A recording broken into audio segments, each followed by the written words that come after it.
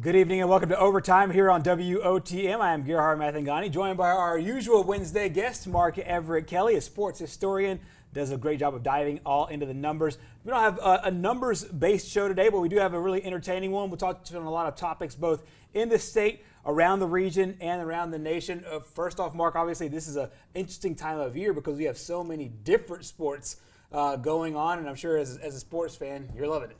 Yeah, the one thing that the last year has done is separate us from what normally happens. And especially with fans being in the arena, the excitement you feel this time of year with the NCAA tournament, then you have the NBA playoffs, the NHL playoffs, the baseball season starting, all those things. This is a great time of year, man. Exactly. But we'll talk about some things that are being stopped right now because of the weather.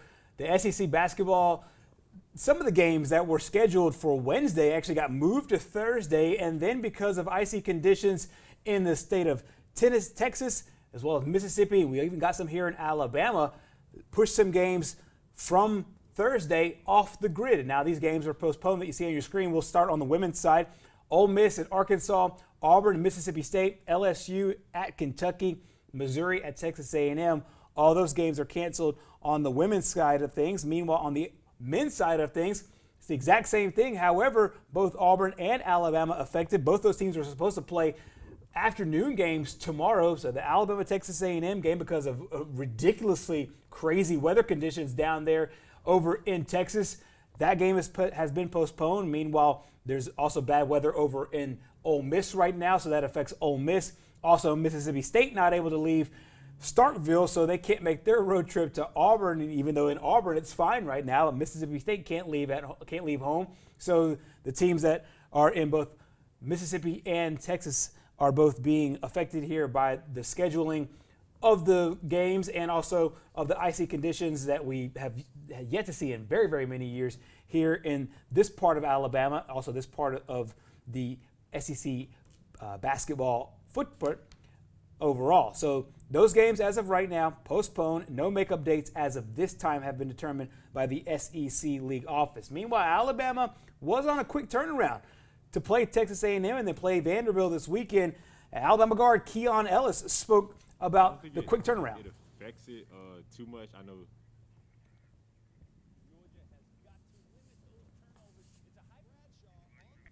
I don't think it affects it too much. I know we were probably expecting to go in and play them the next day, so I think it just gives us more time to prep for them. Because it'll be a quick turnaround after we do play Texas A&M straight into Vanderbilt, but I mean, it just helps us prep more for this game, and we just got to focus in when we get to Vanderbilt after this game. So Alabama, after 13 games, is marked right now in first place in the SEC. I know some of the things that you and I have talked about off the air is how well this team has played in spurts. So they've played some good games. They've had to grind out some games as well. Their last game, they obviously scored, and they scored a bunch of points, 115 points, set different records. Where do you assess this team as we sit right now with 5 games left in the year? Now, this is the best team they've had in a long time. That's I right. mean, you look at their history, they haven't made it past the first round of the Sweet 16 or the regional semifinals since the early 80s. So I think that they lead the conference in 5 major offensive categories. They lead in points per game, they lead in scoring margin, they lead in three-point field goal percentage, and they lead in three-point field goals made per game, making almost 12 a game. Right. They shot 18 for 30 the other night in their win on Saturday. They've set a record for the most amount of points in SEC play that they've ever scored. Here's the thing that concerns me, though, and their loss against Missouri. Right, Jamal Quinterly, one of the best players on the team, scored 19 points on Saturday. In 28 minutes against Missouri, no shot attempts. Right. How do you explain that? Exactly. The big reason why they lost. It's because he didn't shoot the ball. He didn't come up big in that moment, even though he's been big, like you said, for the course of the season. But not even shooting the ball. That's what it really is like. Why wasn't he in the game? There was something that was off just that game. 28 minutes, no shot attempts. Huge reason why they lost to Missouri. And I think they're they've shown how much better they are than the also-rans in the SEC. There are a lot of teams that are kind of in the middle of the pack. You saw LSU, they really dominated this year, start to win and play a little better. You have Arkansas, which is really good this year. So there isn't really another team that's coming up to challenge them yet. They have a 4 or 5 game lead in the conference. So right now they're scheduled to make a 2 seed, which I think they could even improve on. Right. They can even get up there into a number 1 seed. And if they do that, then they make themselves a little better, because you don't want to be paired with another really good 1 seed. Right. You don't want to be paired with a Gonzaga or something like that. Right. Michigan, you could understand right now. Jerry Palm has them in Michigan's bracket, which will probably work out well for them. But they can do a number of things really good. Jones is, they said, is a candidate to win the SEC Player of the Year. Right, yeah. Which is what I said a couple weeks ago, because he does so many things really well. Leads the team in like 4 or 5 categories, and also his ability to make 3-point shots when he shoots the ball. So there's a lot of things they do. They get after you defensively. They lead the SEC in a couple of defensive categories as far as field goal percentage, defense, 3-point percentage, field goal defense, points per game. So there's a lot of things you like about them that will make them successful in the NCAA tournament. They have a rest versus rust factor going into this week's games, because they did play on Saturday, and they're not going to play a midweek game, it looks like, with the game against Texas A&M being postponed. They'll play again on Saturday. Do you think that will affect them at all going into this week? It's Vanderbilt, and so it's the last place team in the league. Nobody really expects them to lose the game, but do you expect to maybe see a little bit of rest, or do you expect them to kind of be full steam ahead like they were on Saturday? I think if anything else, it might give them a little bit of a respite. Give them a little break here, because sometimes, they've been playing a lot of games recently, and they play a very fast type of system offensively. They throw up a lot of shots. You can see how they space out themselves. Usually Jones floats along the baseline, and then you have the 4 players along the perimeter, and they try and get an open shot. And they've really been running the offense very well, and same with the defense very well. So it just gives them more time to prepare. I think that's what Nate Oates is kind of saying, is this team really hasn't reached its potential yet. And that's scary. And that is scary when you consider that they're winning games by an average of 15 points per game in the SEC, a conference that usually Kentucky dominates. They're nowhere to be found. LSU, they've already beaten, and really not much of a competition there. Auburn's floating near the middle of the pack. It'll be interesting to see how they do against Arkansas again, especially in SEC tournament time when they match up. They're going to get a bye. I think it is. They get 2 byes to the quarterfinal round. Yeah. And that's huge anyway for, when you're playing in a tournament like that. The worst part is for that 12-13 winner, they have to win like 6 games on back-to-back, 6 straight days, which is almost impossible. Yeah. But it very rarely happens. Exactly. I remember Georgia had one crazy run that year that the tornado came through Georgia. I remember Georgia that. Was one of those lower seeds. They ended up playing at Georgia Tech, and the rest was history, trying to make a Cinderella bid into the big dance there. Meanwhile, head coach Nate Oates and the Crimson Tide are getting ready for a big game on Saturday against Vanderbilt. That is their upcoming game. However, before then, and even during that game and after that game, they could start talking about maybe clinching the SEC. He talked about their mindset as far as that goes here. I wouldn't have wanted to make a public prediction that we'd be 12-1 after 13 games in our second year. So, probably exceeding expectations. But now that we're in, I'm a little irritated we're not 13-0, to be honest with you, because I feel like we shouldn't have lost that one. But we got to take care of business. No, we have not talked about what it takes to clinch. None of that. We were really just trying to talk about what it takes to beat Texas A&M. I think once we do clinch it outright, if we're fortunate enough to get to that spot, we'll congratulate them. It's good. That's a big deal for these guys to all of a sudden now be where they're at with the leadership, Petty and how hard he's playing and the leadership he's given us and what Reese is doing along, Herb and Tyler. I just think that'd be great for them. But no, we're not going to talk about it till it's done, over, and then we'll congratulate them, and then we'll get ready to play the next game, whatever that next game would be.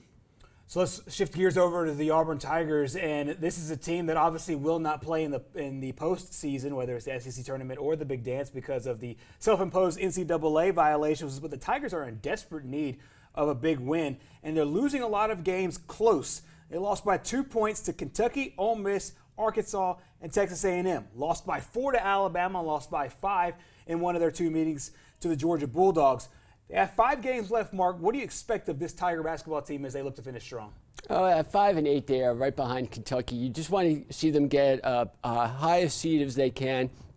Look, I think they match up pretty well with Alabama if they won't wind up playing them again. And they've been inconsistent because it's been an inconsistent year. Right. They do have the players, though, that can be good enough to upset a lot of teams in the SEC tournament. But that's the thing. You have a lot of teams in the SEC that are good teams that right now you don't know whether it's COVID or whether it's, teams not shooting the ball well or not playing well defensively, or still not rounded out into their best form yet. And you can see Auburn is one of those teams. And based on so many different factors that it's really hard to go into. One of them is, will they be able to consistently play to get enough of a rhythm going? Who knows at this point? But I think they have just a good enough chance as anybody else in that middle of the pack. I'm talking about the Missouris, the Ole Misses, the Kentuckys, the Georgias that are right there in the middle to break off and maybe challenge one of the either Arkansas or Alabama as we move on later in the SEC tournament. And just play. Obviously, the only thing they can do is only play spoiler because they can't play in any postseason, and they're still awaiting word from the NCAA about what their overall bid is as far as going into their next set of games. They have 5 games left on their schedule as well. They will start this week, and they'll have a game on Saturday. As you saw earlier, their game today was canceled. Their game set for tomorrow, I should say, was canceled. So the next game will be at LSU coming up on Saturday. And Auburn head coach Bruce Pearl, he talked about his team in a different number of ways. One of the ways he talked about it was showing effort and enthusiasm, and really kind of compared it to a basketball to a football analogy, something that he learned at the University of Tennessee. The things that we've talked to the guys about, I remember Philip Fulmer one time. I heard him talk to the team before a football game, and he said, "You don't have to have an S on your chest. You don't have to be Superman, but you better represent that T on your helmet."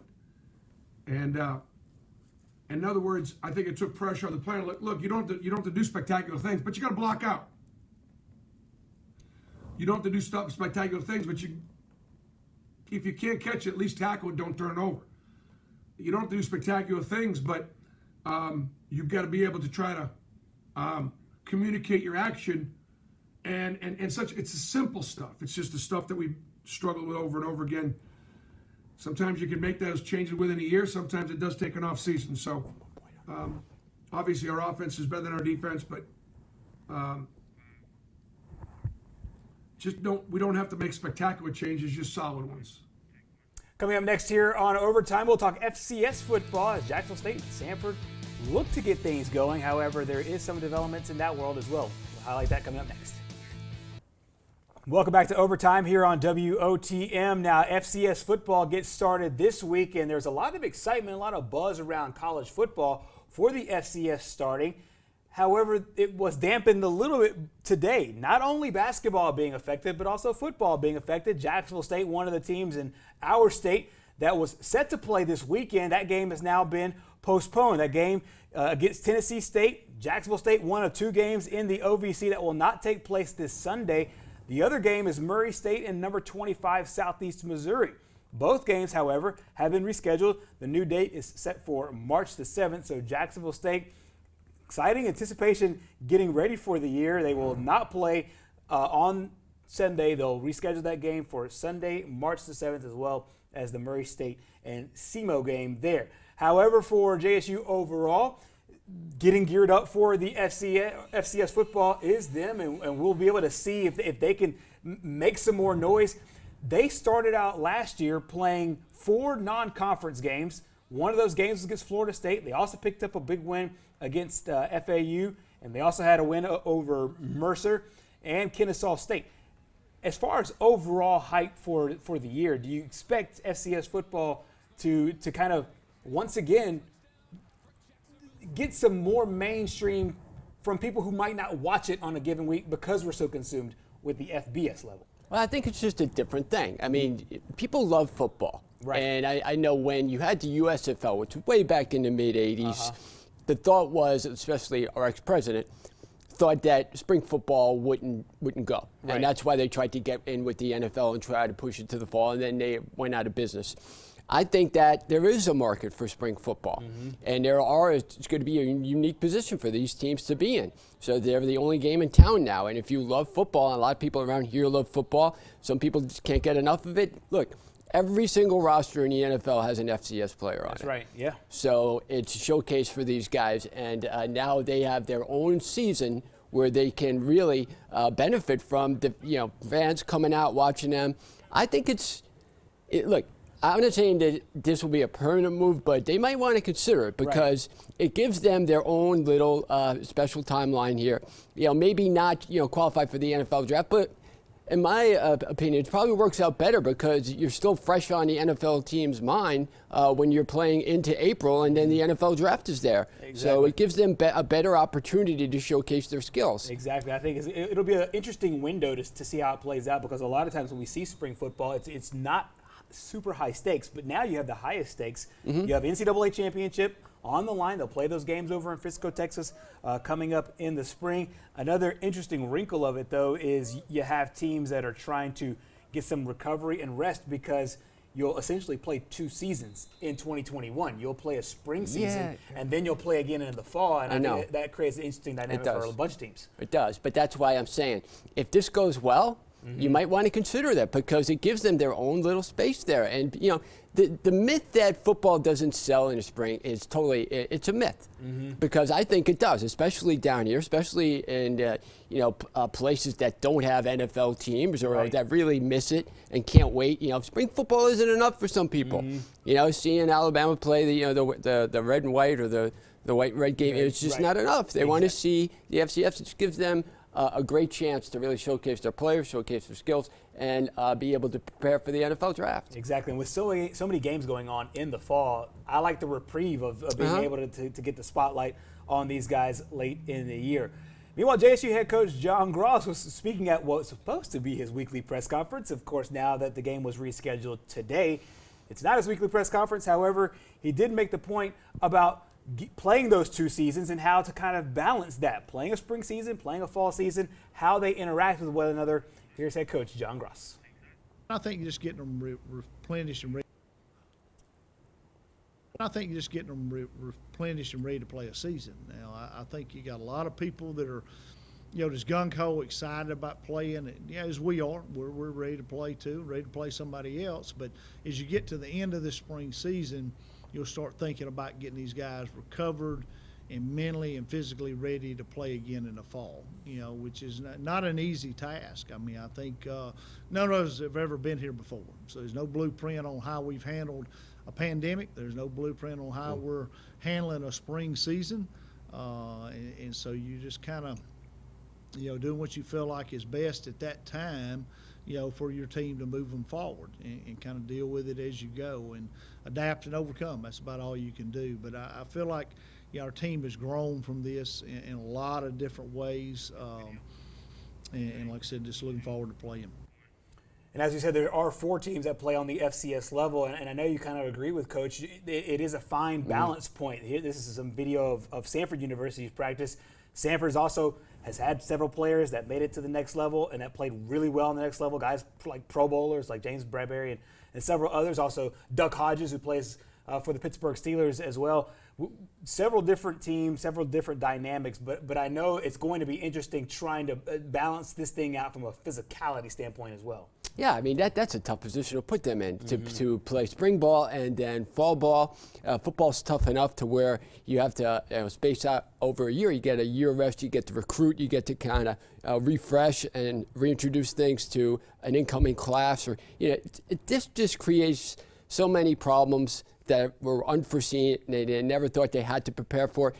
He's right. This is a specific problem that, there was no understanding of it before, and so we'll see what happens. But I can't, say what's going to happen here or there, because this is so odd that, we would have to prepare this way. Exactly. So, look, when you think about it, the Cleveland Browns, Buccaneers, the champions had 8 players from FCS teams. Right? Kansas City had 5 players from FCS teams. Right. So this is a prime time for these guys. Exactly. A big showcase for all of these players and all of these coaches and trying to once again play some major college football and win a championship at the end of the spring. Meanwhile, Samford head coach Chris Hatcher talked about his club, obviously coming off a pretty decent season. They want to improve on it one more time. He talks about his club as they moved into their final scrimmage before opening up the year.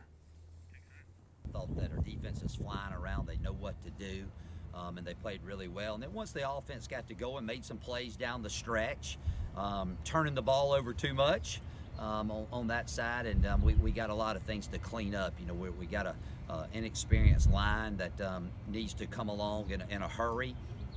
But all in all, you know, I thought that the tempo was good on both sides, that, you know, we hustled, we flew around. We looked like we were having fun playing today, and that was real important. And we're getting closer, but we still got a lot of work to do as we move into the season. So Jacksonville State will play on the 28th. Meanwhile, Samford and East Tennessee State will play coming up on Saturday at noon. The other two teams in the state will play a little bit later on. Alabama State will play on February 26th against Southern, and Alabama A&M and Mississippi Valley State will play on March the 6th. Meanwhile, in case you missed it yesterday, there's also several games coming up this week. Starting on Friday, how about a top 5 matchup? South Dakota State will go to Northern Iowa. That matchup there. And then on Saturday, Morehead State out of the OVC will take on number 2 James Madison. Also Southern Illinois and North Dakota on Saturday. Mercer and number 16 Wofford. Western Carolina at Furman. And then on Sunday out of the OVC, Eastern Illinois at UT Martin, and Austin Peay and Tennessee Tech will all hit the field for FCS football, which gets underway starting this weekend. Coming up next here on Overtime, we'll talk college baseball. Both Alabama and Auburn getting ready to start their seasons as well. We'll dip into that coming up next. We are back here on Overtime, and we shift gears not only to another sport that's about to start, but a sport that we're used to this time of year, the college baseball season. Mark, I know you're in Alabama for the first time as far as a college baseball year is concerned, so I'm not as sure if you're as familiar overall with both Alabama and Auburn.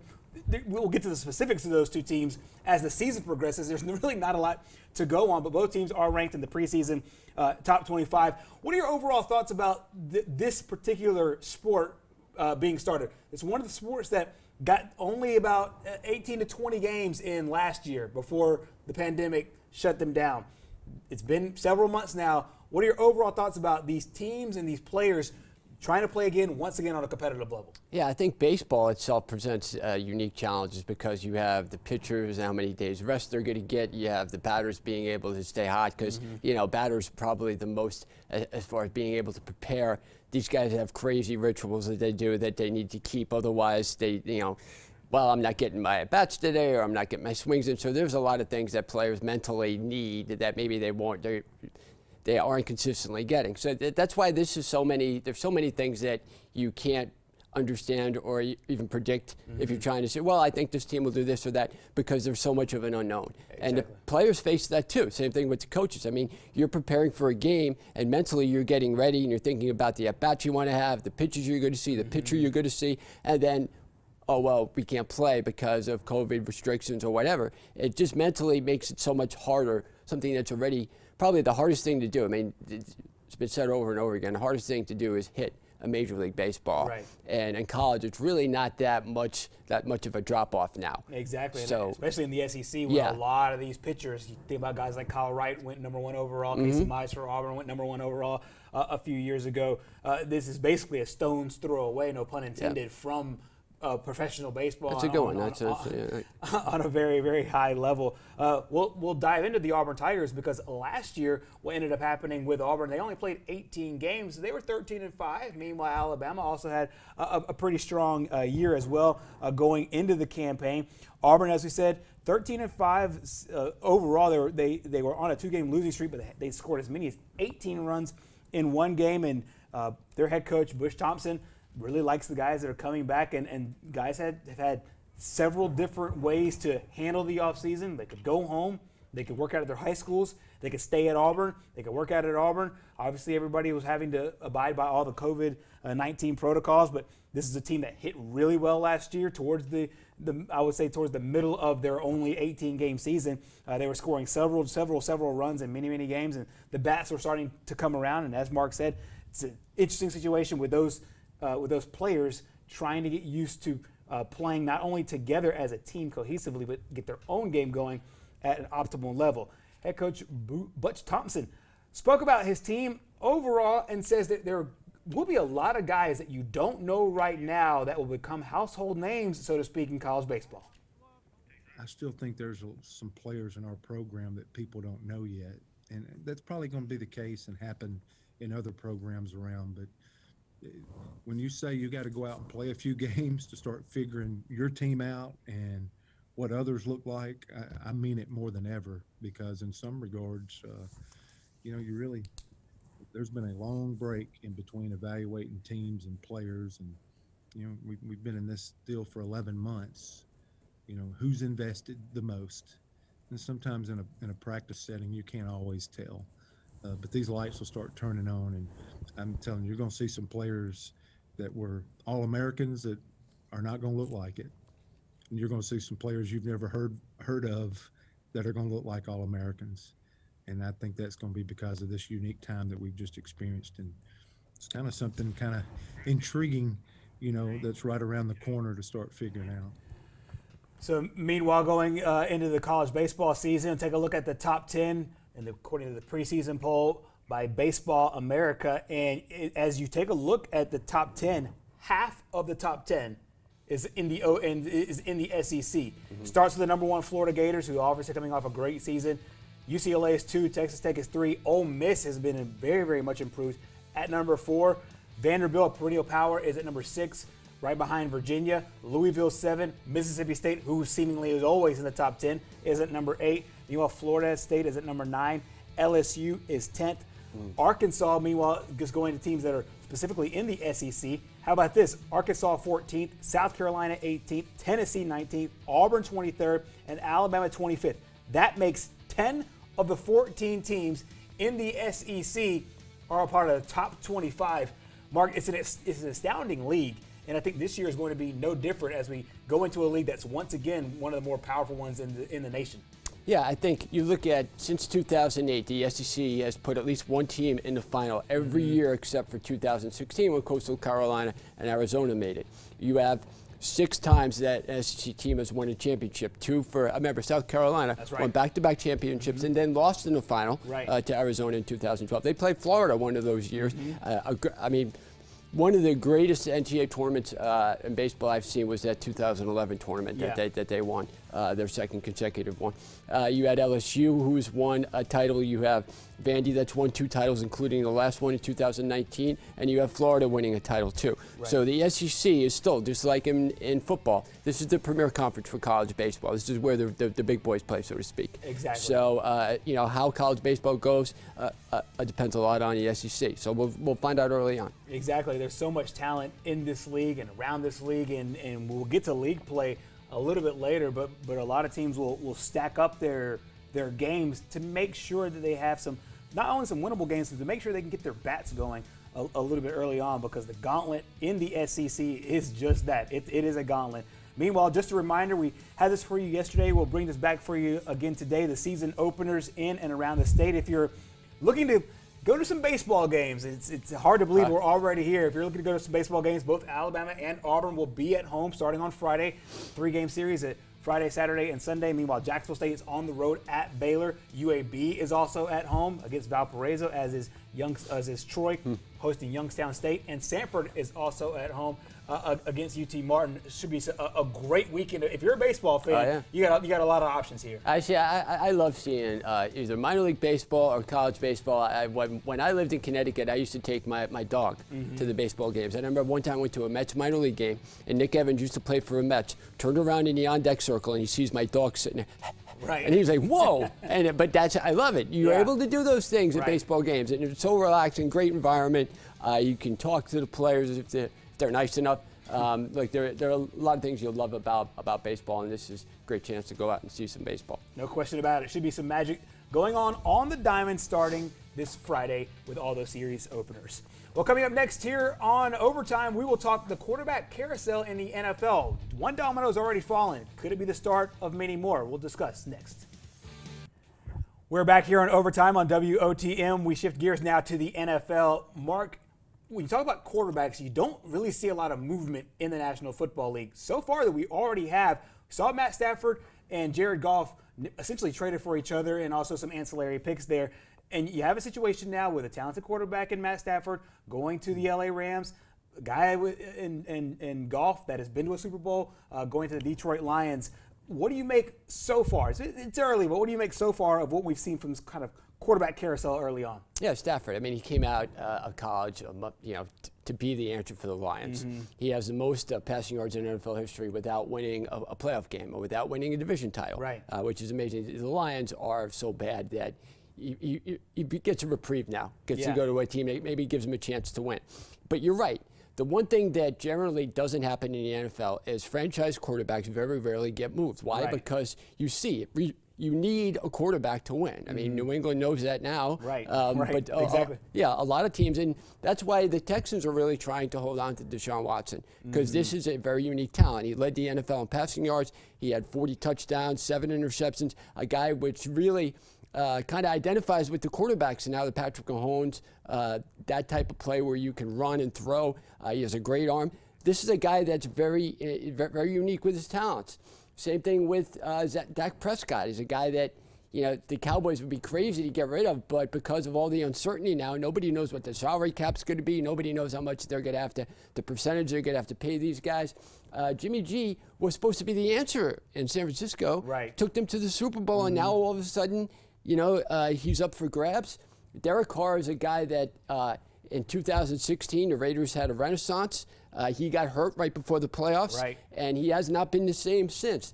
Aaron Rodgers, the guy's had great regular season success. He's won 1 Super Bowl, but he hasn't been able to consistently provide in the playoffs. And Russell Wilson is a guy that has a huge salary cap hit, depending on when the Seahawks, if they trade him before June 1st or after June 1st, because they have to consider that too. So there's a lot of factors that go into trading these guys. Exactly. And the bottom two, for the most part, is pretty much conjecture. And this conversation is merely for the sake of the fun, because obviously the first domino was the Matt Stafford and Jared Goff deal. Deshaun Watson, as most people already know, has officially asked for a trade from the Houston Texans. So if he does leave, there will be a lot of movement in and around these leagues. Let's just for a second here, just play for fun. Who in your eyes, who could go where that could be a difference maker, impact, as in competing for a Super Bowl this year? Look, if Deshaun Watson goes to Miami, I think that gives Miami's. They've had much better seasons the last 2 years than people thought they would. They have a lot of young talent, and they have a lot of picks still this year. They have the number 3 pick, which, if they get Watson, you figure they're going to have to let go. Right. But maybe not, because they have a lot of available picks. And one of them, some of them they got from the Texans, which including the number 3 pick. So I think that it's a tough position for Houston to be in. I wouldn't get rid of him if I was you. I'd try to hold on to him as much as they could. But if he doesn't want to play, what are you going to do? It's a guy that just signed a huge contract. Exactly. So they really hold all the leverage here, the Texans do. But Carson Wentz is a guy who the Eagles were, won the Super Bowl a couple years ago without him. And he's a guy that's still trying to prove his worth. Right.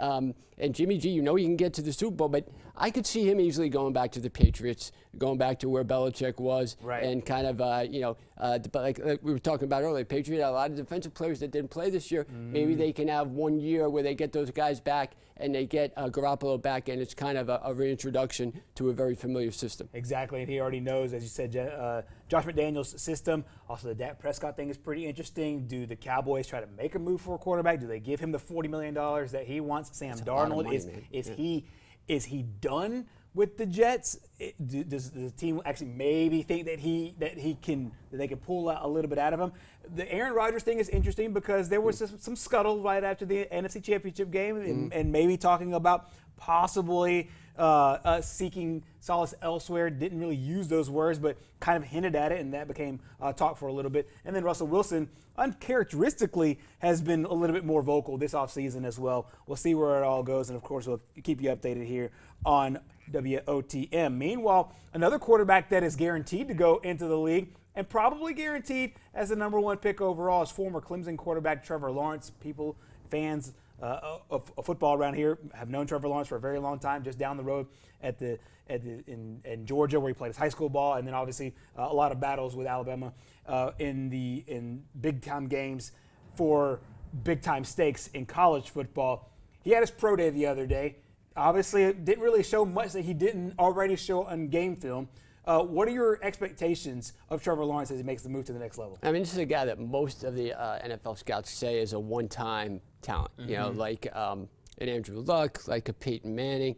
Stafford was considered that coming out too. Right. So he's a guy that is going to make Jacksonville better than they are right now, definitely. Right. Although, you know, they didn't really have that bad a play at quarterback last year, but he brings more than just a guy that can take snaps and throw the ball. He brings presence, he brings success, and he brings hope. And same thing with Urban Meyer. Now you have a whole new kind of all the players, when you lose, it kind of grows on you. So now you have a new fresh system that comes in there, a coach that usually wins, a player that's certainly used to winning. It can just introduce a lot of different dynamics into that locker room that they're not used to, which is success. And some of these guys that were successful in college now will be able to remember what it was like to win at one point. Exactly. But it's hard to win in the NFL. The difference between a 10-yard out in college and a 10-yard out in the pros, and how a defensive back makes up that difference. He can pick you in the pros, where the college will be a touchdown the other way. So can he adjust to those things? We'll have to see. Burrow did a very good job last year as a #1 pick. If Lawrence can do the same thing he did before he got hurt, that'll be a success. Yeah, we've seen a bevy of rookie quarterbacks play really well early on, right out of the gate. And last year, obviously, the rookie of the year was Justin Herbert. He also had a strong season as well. And you talk about a pairing of two newbies in the NFL. It's not like a rookie quarterback is going to a veteran coach. It's going to be a rookie quarterback in Trevor Lawrence going with a rookie coach in the NFL. And Urban Meyer, obviously, he's got a lot of cachet in the league, both with the Jacksonville Jaguars. We will see what the Jaguars will do there. Meanwhile, the Jaguars did pull a little something out on social media.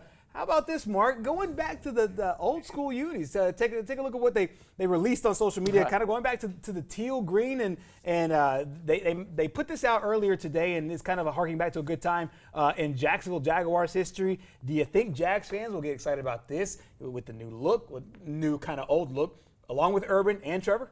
Wow, it looks like I'm watching a video game here. Those jerseys identify. They came into the league in 1995. In 1996, they made it to the AFC Championship game. They beat a Denver team that was on its way to winning back-to-back Super Bowls with Terrell Davis and John Elway. 13-3 Denver team in Denver that was probably better than the first team that won the Super Bowl in '97 that beat Green Bay. Right. This was a dominant team who had clinched the AFC West with 4 weeks left to play, and that's probably why they lost to Jacksonville, because they had rested everybody and they just weren't ready for that. But those uniforms, that's what they signify. In 1998, one of the only Jet playoff wins at home I went to against Jacksonville, and I saw Brunell play. I saw them in those uniforms, and it was a unique look that I think reminded fans of that early success, which you got to remember, second year in the league, them and the Panthers both in '96. Teams in their second year made it to the championship game, which was unheard of before. Right, and they're looking to rekindle that magic over in Jacksonville. We'll see if they can get it done here in 2021. Well, coming up next here on Overtime, we have 2 questions for you. Where does J.J. Watt land, and could LeBron James play in the NFL? We'll answer both those questions coming up next. We're back here on Overtime on WOTM. We'll stay in the NFL. Mark, some interesting dynamics. We talked about Deshaun Watson earlier, but that team already making some noise. J.J. Watt, 3-time NFL Defensive Player of the Year, released by the Houston Texans in what seems to be a dumpster fire over there. Let's talk about some landing spots, some possible landing spots. Obviously, he's one of the hottest named free agents. Where do you see him going next? Well, I mean, the Steelers have his brother on the team, but they are in salary cap Hades, so to speak. Right. They have $30 million over the cap, and they really have to restructure things. That could be a landing spot. But the other thing is we don't know what the cap's going to be. Right. Some say it can't be under $175 million because of an agreement they made, but will it be $180 million? There's a contract that they have to sign. for the games to be played too. That's going to be something that will probably raise it. So that's one thing that's got to be considered is how does he fit into a salary cap? The Packers are certainly an option because he played at Central Michigan first, then at Wisconsin. And you can see they have a need for an outside pass rusher. The Steelers also, they have one of the lowest sack totals last year. The Browns would be a great spot for them too because they could use not only a veteran presence, but a guy that maybe can introduce success into a Cleveland team that hasn't had any success. Right. And then now coming off of a year where they did have a little bit of success, but then you see it all across sports, not just in football. You get a little bit of success, and then you think it's easy, or you think it's guaranteed the next year, and it goes back down. From a production standpoint, do you think he still got it left? Well, I mean, here's the thing. First 5 years, he didn't miss any games. Last 5 years, he only has averaged nine and a half games per season. He's only averaged 5.5 sacks, and he's only averaged 6.5 pressures, where before, in his first 5 years, he averaged 24.5 pressures and 14.5 sacks. So there's been a significant drop-off, but it's mainly because he hasn't been healthy. Exactly. And usually at this age, he's going to be 32, you don't get healthier. Right. You know, but there are guys, I know this, San Francisco had Kevin Green that came along 1 year toward the end of his career. And then you had other guys like Ricky Jackson, too, was a guy that was the specific guy who could rush the passer. And like you said, you might want to play with a team that's usually ahead because you can just pin his ears back and just say, like Bill Carroll one time was talking to Jason Lloyd, this is what I want you to do, rush the quarterback. And he does it. He's one of the best ones at it if he stays on the field. Let's stay in football, but it's kind of a basketball/football story. LeBron James made some interesting noise here lately. He made a comment to The Athletic saying during the 2011 season, he actually started getting in football shape. What happened? Of course, you might remember the NBA basically had a lockout, but the players and owners couldn't get on the same page as far as collective bargaining. So he started getting in football shape. He said that he actually got calls from the Seattle Seahawks and the Dallas Cowboys to go out and play football. He's no stranger to football, played high school football, also was a star in high school, was an all-state player. Probably would have got some major looks. Teams like Ohio State and other teams that are in the Big Ten and in that area probably would have taken a look at the guy of his size, his stature, and his work ethic. My question to you is maybe the question that he already said.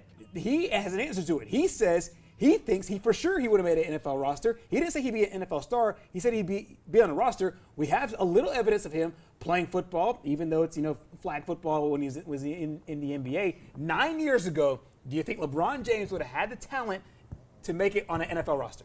Well, I mean, just look at his size. Yeah, and he was a guy that was fast. He played major high school football in Ohio, which we talked about, is not like playing in New York, right? Where you're going up against or smaller Alaska, guys. Yeah, New Mexico. Right. I mean, it's a major spot where a lot of colleges recruit.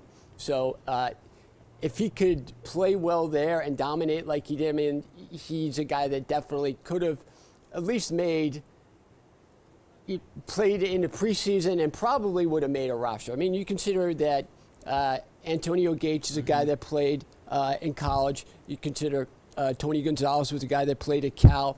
There have been a lot of guys that have played the NFL that have played in the NBA. Right. And then you also consider baseball, too. I remember one time talking to Lloyd Mosby, used to play for the Toronto Blue Jays. Danny Ainge was a very good pro basketball player. Did you think he could play Major League Baseball? Lloyd Mosby said, absolutely, without a shadow of a doubt. He would have made our roster. Right. So some guys have to make a choice. Bo Jackson was probably the greatest athlete I ever seen. Brian Jordan's a guy that played football and baseball. So I think absolutely, look at the athlete he is. I mean, the guy still at his age can do so many things so easily. And he's done things in the NBA that, getting to the finals on 9 out of 10 years that not even Magic or Michael did. So he's such a unique talent that I think he would have been able to do that, and he would have been really successful. I think so, too. You would have projected as a tight end, possibly at 6'7", 270 pounds, and we'll see. We'll see if that ever comes to fruition. I don't think so. He's made enough money in basketball. I don't think he's worried about. Plus the NBA would never let him do it. Exactly, getting an NFL check, and he'll be the face of the NBA for a long time to come. Well, coming up next here on Overtime, we will close up shop here with some closing thoughts. Welcome back here to Overtime on WOTM. We have some closing thoughts. Mark, I didn't know this, and maybe you did or did not know this as well, but every day seems to be a national something day, and Today is National Random Acts of Kindness Day, and one of the sports teams down in South Florida participating in that today is the Miami Heat, lending a helping hand to hundreds of people, senior citizens specifically down there in Florida. Of course, a lot of people retire from the northeastern part of the country. They retire down there in Florida. Also retired team legend Glenn Rice and also some of the staffers from the team were boxed up food for about 400 people to low-income housing complexes. Officials say that this breakdown is a week's worth of meals for all these seniors. So in addition to the food, these seniors will get other items as far as like face masks and other items as well. Different people from the staff, not only the team, but also the Heat dancers were included in this. This comes on National Random Acts of Kindness Day. And always, I think, Mark, and you and I have been a part of teams and organizations that always end up doing good work, and this is one of those teams as well. Well, I'm still waiting for the local sportscaster day, where you can reward us with a little bit, maybe an act of kindness. Right. Come in, maybe make us a meal. I don't know. Good stuff there, and a good look for the Miami Heat. Also, right now in the middle part of the year, looking to get back into the NBA Finals. It'll take a lot, though. Miami Heat not playing very well, but doing very well in the community. Random Act of Kindness Day, playing really well in their community down there in Florida. Well, that wraps up our show here on Overtime tonight. Thank you to Mark tonight. Thank you to John last night. We'll also have our show coming back up next week. We'll see you here on Monday night on Overtime on WOTM. God bless.